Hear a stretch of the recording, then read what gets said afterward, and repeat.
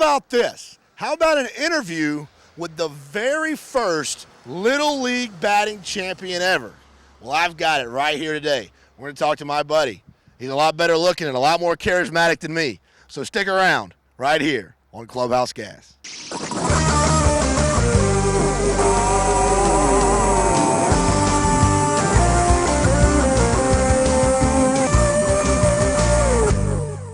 We're joined by our friend Bill Bair. Mr. Bair, hey. Thank you so much for joining us. My pleasure to be with you today. How long have you been involved with kids playing baseball? Well, I started playing, in 1939, the first game, June the 6th, and I've been in and out of it since then. All right, and what do you do now? What is your capacity here in this building? Well, to be a guide when we have open house during the World Series, tell the people about the gentleman, Carl Stutz, who was the founder of Little League Baseball, what he has done and what he has saved and preserved for the museum. Now, did you know Mr. Stutz personally? Absolutely. For 53 years, he was my very close friend. And what can you tell us about just his character and how he cared about kids? Well, he's a very caring person, and he had high morals, and he had all those attributes that you read about but seldom see. Well, you can read stories about how things start, and you can, see placards and all this different stuff. But for me, the best way to find out about history is to talk to the people who were actually there and the people who actually know what happened. And the first thing I saw when I walked in the door here was this, I guess it's a stump.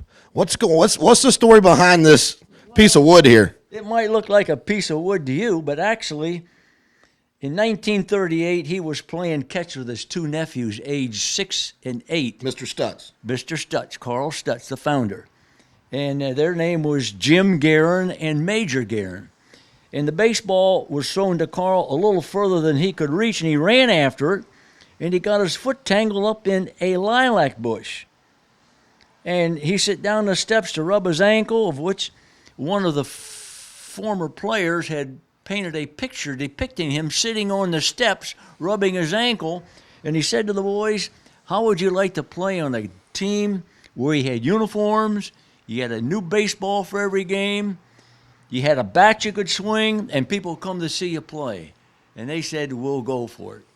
So that was the start of it, and several years later, his relatives went back to the owner of the property where the bush was located and got permission to dig that bush out. And that's the actual bush that he got tangled up with and started this Little League program. He really had an idea, something like that, several years. And this just was a flame that really got it moving. So once he gets started, he organizes a league of 3 teams, correct? Well, it wasn't that easy.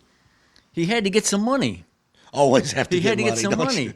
So he went and he knocked on 57 different merchants' doors asking for $30 to sponsor a team. Well, in 1938, money was pretty scarce and tight. $30 was a huge sum of money. He got 57 no's. So finally on the 58th, he stopped at a dairy out here and talked to the manager, presented him with the program, and the manager said, I'll go along with it. And that was the first sponsor. So then Carl asked his employer at Lundy Lumber Company, where he worked, and they said, yes, they would be a sponsor. And they have been a continual sponsor right here in this league since 1939. Wow. So where was the first field that they played on? Well, the first field was a softball field, just a sand diamond over here behind left center field fence of the professional baseball field. And after that first year, it decided we can't do this, we have to have our own field. So he went down here about a half a mile to a manufacturing place like Cumming Division, who made aircraft engines, and got permission from them to build a field down there, cut down trees, pull out stumps, and make a field. Right. And at the end of 2 years, the war effort started, and they told us we have to put up another building and make more engines. Right.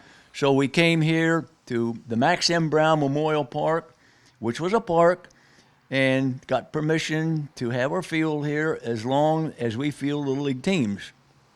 Now, in 1938, before we started even playing, he brought a carload of kids up here, And out here beyond third base and left field, he laid out bases using cardboard, paper, and stones at different distances.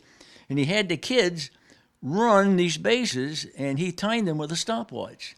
He determined 60 feet was a proper distance for kids this age. And today, the distance is still 60 feet. He did the same thing with the pitching distance. However, the pitching distance had been moved back approximately 4 times now because the kids are getting bigger, stronger, and it'll be safer. Probably won't be too long before they move it back a little bit further, as hard as those guys were throwing 75 miles an hour this week. I think I heard one announcer say that one kid threw 190 miles an hour. Wow. Did you hear that, Bill? 90 miles an hour. I couldn't hit it. It'd be I could hit it with a tennis racket. I wouldn't even see it. Well, you guys are doing how much are they paying you to do this? I mean, because you work awful hard. You're making big bucks, right? Hey, I'm a volunteer trying to tell the people who the founder was and what he did, because of all these teams all over the world, very few people know how it got started and who started it. It's a shame that he didn't get the recognition when he was alive. He deserved the recognition at that time.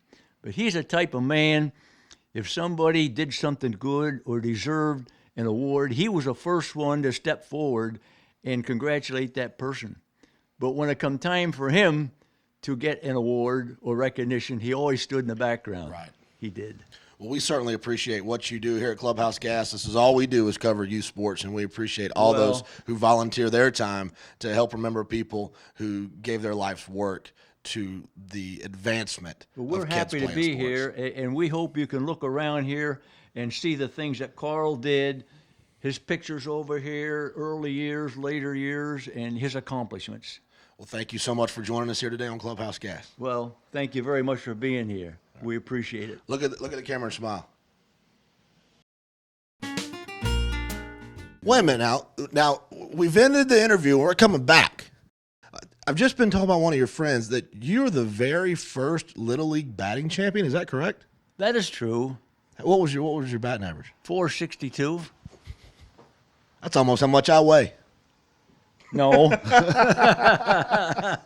462. So you're not only are you a volunteer, you're a legend. You're a living legend. I'm just here to perpetuate the man that started this whole thing. So you sit here this whole time and you tell me about how Mr. Stoltz, it was all about the kids and not about him, all about the kids and not about him. And then here you stand with me the whole time and refuse to brag on yourself. Well, I'm going to brag on you. This man right here, we talk about Ted Williams hitting 400. This man hit 462. But I did it before Ted. I did it before Ted. Much better looking. Oh, thanks. Especially now.